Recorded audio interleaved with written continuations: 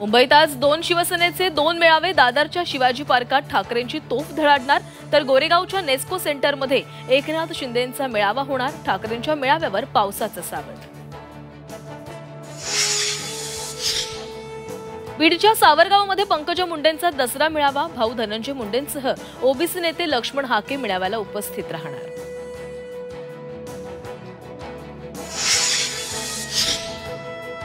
बीडच्या नारायणगडावर मनोज जरांगेंचा दसरा मेळावा. अतिवृष्टीच्या पार्श्वभूमीवर साध्या पद्धतीने होणार मेळावा. मराठा आरक्षणाच्या मुद्द्यावर जरांगे काय बोलणार याकडे लक्ष. नागपुरात आज संघाचा ऐतिहासिक विजयादशमी शताब्दी सोहळा. सरसंघचालक मोहन भागवत काय बोलणार याकडे लक्ष. विविध देशांच्या प्रतिनिधींना निमंत्रण. नागपुरात आज 69वा धम्मचक्र प्रवर्तन दिन. लाखो भीम अनुयायी दीक्षाभूमीवर नतमस्तक होण्यासाठी येणार. दीक्षाभूमीवर प्रशासनाकडून जय्यत तयारी.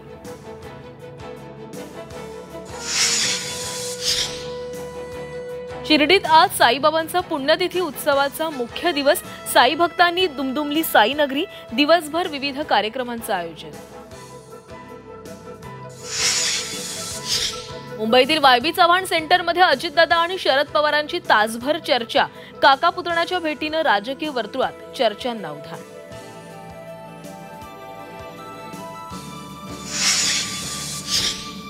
राज्यातील दुकानं, हॉटेल्स आता 24 तास सुरू राहणार. राज्याच्या उद्योग विभागाचा मोठा निर्णय.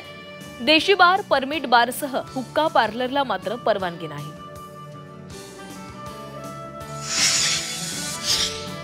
दसऱ्याच्या मुहूर्तावर सोन्याच्या दराचा नवा विक्रम. सोनं 1,21,000च्या वर, तर चांदी 1,51,000 प्रति किलो.